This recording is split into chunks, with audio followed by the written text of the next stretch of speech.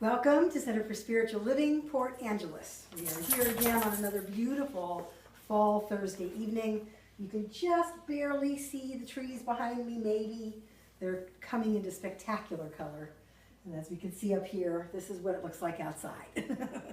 So I want to invite us into our opening song, I Am Worthy of My Own Love.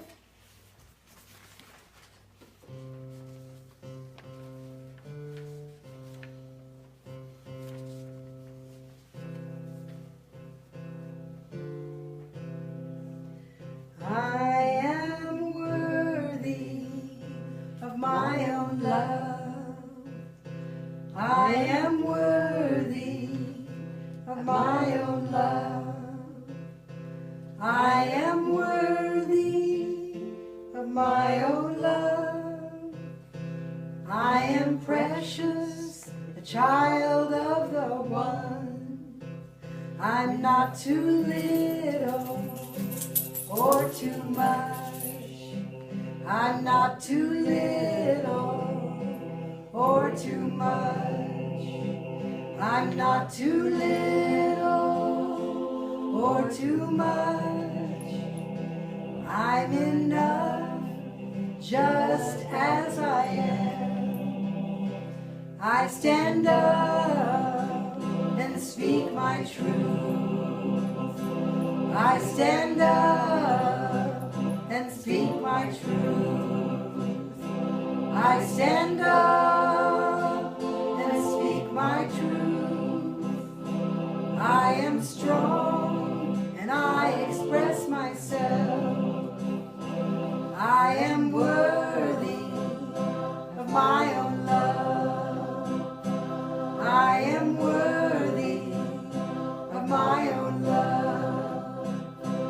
I am worthy of my own love. I am the light, the life of love. I take dominion of my life. I take dominion of my life. I take dominion of my life. I believe in myself and have faith. I am worthy of my own love. I am worthy of my own love. I am worthy of my own love. I am the power, the presence of love. I am the power, the presence of love. I am the power, the presence of love. Take a breath.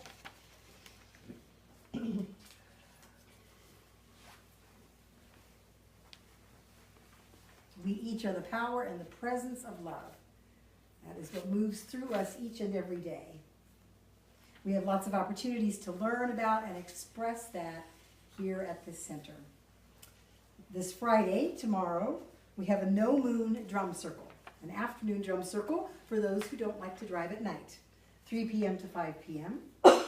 We have a game night next Friday night, which is our Fun Day Friday, and that's from 7 p.m. to 9 p.m. You can bring a game. We've got lots of games. We invite you to come and play with us. And then on the 28th of October, we don't know what we're doing yet on Fun Day Friday. We're still talking about that, and we'll keep you posted. I seem to be full of it this month. Last week I talked about being doubtful. Today I want to talk about being delightful, full of delight. And I'm going to start with a story that I saw in the place of wonderful inspiration, Facebook. Facebook gives me lots of inspiration throughout the week. I pass by those things that don't. I quickly scan through those things that don't. Those things that are full of other than delight. I notice that. I notice that that's a choice I make. So this week I came across this story that just filled me with delight and joy and gratitude for the work being done. And I'll tell you a little bit about it. There's this woman who was a prima ballerina in New York. Beautiful dancer, fabulous career. And sometime in her past, she went to a psychic who said to her, "You will live in a rural place." This is someone who'd been living in New York for years. And she was like, "Okay, whatever." Or maybe that's what I would have said. "Okay, whatever, sounds good." And then she went on a trip across the country. And as she was going through Death Valley, something struck her. Something about the spaciousness of the place, something about the quiet that was there. And she came across a little town in Death Valley that had this run-down, ramshackle theater. And she got this inner conviction, this inner urge that she was to be dancing in this theater. Nobody owned it. There was nothing going on there. It was an empty, run-down, ramshackle theater. So she felt this pull, and she moved from New York with her big career and her big life to this little teeny town in Death Valley, and she moved into this theater. And she danced. She put on performances, mostly for herself. There was no audience. Nobody knew she was even there. And so then she decided to start fixing the place up, and she decided to paint an audience. If there's no people here, I'm going to paint the people. So as she's fixing this theater up, she's painting. On every wall, she's painting boxes like you would see in a fine opera house, filled with beautiful audience members all over the walls, everywhere. And then she painted the rest of the place and somehow got new seats in there. You know, I don't know her story about how she was affluent enough to do all this, but somehow she did this. And as she was doing this, there was an energy that was being built up in this place. People started hearing about this crazy woman who was doing ballet in the desert. She'd put out a sign every night, "Performance tonight." And people started to come. They started to come to see this wonderful ballerina. She danced not for someone else. She danced for herself. She danced because it brought her delight. She was often by herself. Years ago, I was in a comedy group. We did a lot of shows. There were about 8 or 9 of us in the group. And sometimes there was way more of us than there were in the audience. We might have been doing performances for 2 or 3 people. And yet, we put on that show as if there were 100 people in that audience. We never faltered. Yes, it's nice to have a lot more people to have the energy with, to interact with, but who are we doing what we're doing for? Who are we doing it for? Are we doing the things in our lives for somebody else, for their approval, for their applause, for their recognition? Or are we doing it because it brings us delight? That's what I want to talk about tonight. I looked up the word delight. I like to look up words. And delight, in the definition of several different dictionaries I looked at, is a strong feeling of happiness, great pleasure, or extreme satisfaction. I like that. It's not just ordinary satisfaction. Yeah, that was nice. Extreme satisfaction is delight. Stephen Colbert would say, extreme, woo-hoo! And a high degree of gratification. That is delight. And we've all experienced that. Our friend Larry was working on instruments today. He finds bunt pans and turns them into musical instruments. And he said just later on today how much time just flies by and how gratifying it is to be so absorbed in this artistic creation. And I love that, because that is what delight is. It's when we are so absorbed in whatever it is that we're doing that it doesn't matter if somebody else is there or not. It might be nice, but it's not the key thing. It's not what's important. What's important is what we are doing. So can we heed the inner call of the unknown? I can just imagine this woman coming from the big city and being in the midst of the nothingness of Death Valley, and yet feeling this strong pull to what? Who knew? Who knew? Something in her knew. Something in her knew that this is what she must do to have delight in her life, to do her work, which is play, which is dance. When we get that call, I know this has happened to me. I've talked about it already a lot in our talks and gatherings together about how I felt a call to this place, to CSL Port Angeles. Well, it wasn't CSL, it was just Port Angeles. How my husband and I found this place, and we felt something, some delight, and we couldn't explain it. And people would say, why are you going there? And I'd say, I can't explain it. There's my dog feeling delight. I can't explain it. I just know that the place, the air, the feel of it creates delight in me. And this is where we want to have our forever home. And this is where I feel called to do my work, my play. Whether there's 4 or 5 people, or 100, or 2, or just me, standing up here, doing my talks by myself. There isn't, thank goodness, but even if there were, this would still be my call, this deeper pull into what I truly love. There were some great quotes about delight that I found. Emanuel Swedenborg, who was a great philosopher, said, love consists in desiring to give that which is our own to another and feeling his delight as our own. Desiring to give what is our own to another and feeling their delight as our own. I love that. When you do things from your soul, you feel a river moving in you, a joy. That's from Rumi.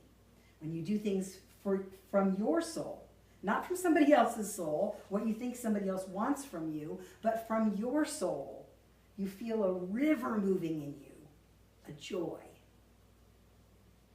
Rumi also said, the beautiful quote that Reverend Clancy read, let yourself be silently drawn by the strange pull of what you really love.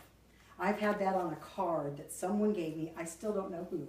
I can't remember. It's been so long. And I framed it because it's got a beautiful picture of a flower in a spiral, and it's pulling me in. And that quote was on that picture. And I've had that on my altar for probably 10 years. And it's a motto that I try to live by. I let myself be pulled to those things that are calling me instead of trying to push my life into the shape I think it should be in. John O'Donohue said, a life without delight is only half a life. I don't want to live half a life. I want to live a full life. Richard has ice cream almost every night, or brownies, or sometimes both. It brings him delight. My mom dances. We had a dance party today at 12 o'clock. We just went in the barn and we danced. Delightful. My husband goes out in the garden and plays with plants, breaking off rhododendrons that have been here and come and gone, creating things with his hands, seeing how things manifest when he just thinks about them and then uses his knowledge and wisdom to create something that wasn't there before, like a toilet, a sink, ordinary things. But there they are. To me, that's magic. I couldn't do that.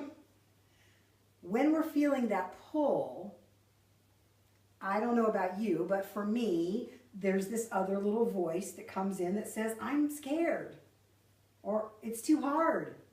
What if it doesn't work? Who do I think I am to do this thing? This big thing or small thing or whatever. I can imagine this woman, this ballerina. What am I doing out here by myself in this desert? Who do I think I am? Marianne Williamson says, actually, she says, who am I to be brilliant, gorgeous, talented, fabulous? Actually, who are you not to be? I like that. Who are you not to be? You are here for your soul's desire, your soul's delight to be expressed. We don't get that message a lot, I think, in the generic, ordinary world. But in places like this, we hear this message over and over and over again. You are here to express your soul's delight. And from that, we can't possibly know what's going to come out of it in the moment, in the beginning. We can't possibly know. The end of the story was beautiful. This woman danced and danced for years, decades, danced in this little theater in Death Valley. And there was another woman that was in the little video that I watched, and she said when she was a kid, her family took a trip through Death Valley, and they came to this little town, and they saw a sign that said performance tonight. It doesn't say what kind of performance, it just says performance. She said, we went into this theater, and there's this woman dancing ballet alone on a stage, doing number after number after number. And she said, I saw her dancing, and I knew that that's what I was supposed to do. That was my soul's desire. And she became a famous ballerina, and now she has taken over from the original woman, who is now 85 years old, but she does this woman's entire ballet repertoire. She stands alone on a stage in the same costumes and does exactly the same choreography to keep this woman's legacy alive. We can't possibly know how what we do today is going to ripple out into the world. We can't possibly know. I challenge us to take the steps anyway, to go forward anyway, even when we don't want to. I saw another little clip today from another minister in our movement, David Bruner, Reverend David Bruner. He does wonderful little clips to promote his Sunday talks. And he was laying on the floor of his apartment complex, or where he lives, condo complex, whatever, but he was on their gym. And he's laying on the floor with the camera above his head, and he's talking into the camera. And he said, I came in today with the intention to do my workout, and right now, I don't want to. I just don't want to. It's too hard. It doesn't seem like any fun. I don't want to do it. What do we do when we don't want to? So he talked about that a little bit, and then he said, now I'm going to get up, I'm going to put my music on, and I'm going to do the thing that I said I was going to do, that I committed to myself. Not for somebody else, but that I committed for myself that I was going to do, even that when I don't want to. So who do I think I am? Who do you think you are? I'm going to invite you to close your eyes, and I'm going to read this quote from Marianne Williamson that we've heard probably 100 times. It was misquoted as coming from Nelson Mandela. He said it. It's gone all over the world. We see it all the time. But I invite you to hear it in a new way today. To listen for your soul's delight. What is it your soul's delight is calling for? It doesn't matter how old or young, how seasoned or not we are. It doesn't even matter what your soul's delight is. I just want to invite you to play in it with no expectation, even if there's no audience, and see what happens. So, take a breath.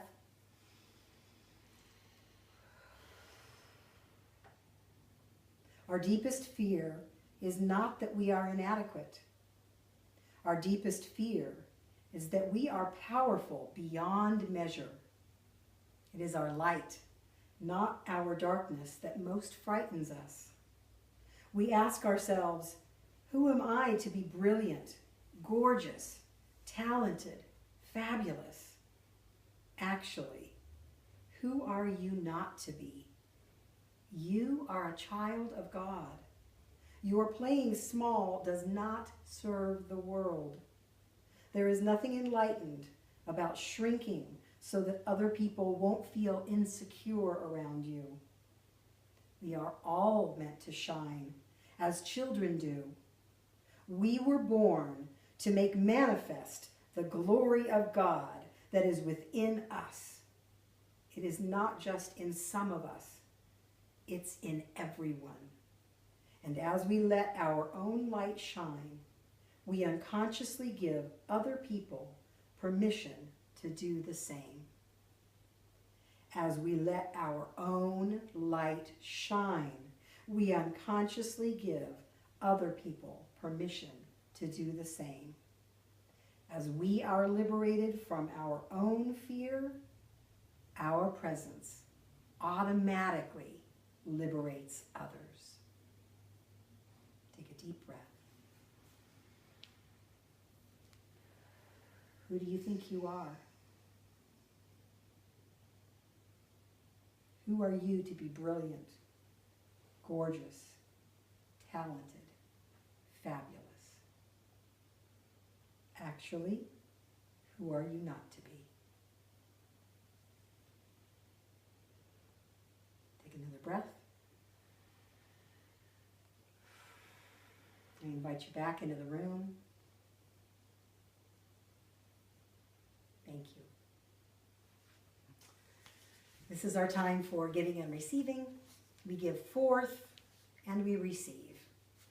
Today I took someone to the doctors. I volunteer for an organization that is called Volunteer Chore Services, and a lot of what I do is drive people to appointments. And I got to drive someone today. I actually drove her yesterday and today, and I'll drive her again tomorrow. And she kept saying thank you. And I said, I will accept that. And thank you, because I receive just as much as she does. By giving of myself, I receive back. And I know this law of reciprocity. I know how it works. And so I invite us to participate in that, in whatever way we do. We support this spiritual teaching place, this Center for Spiritual Living Port Angeles, financially. We also support it through the work that we do, through the activities we do, the setting up of chairs and all of the activities. So there's time, there's talent, and there's treasure. And we can give all of that and receive back in kind. We have a special basket for the season, our little pumpkin basket. So if you have a gift you are choosing to give today, I invite you to hold it in your hand, put it against your heart, and we have our conscious giving prayer in our program that we will say together.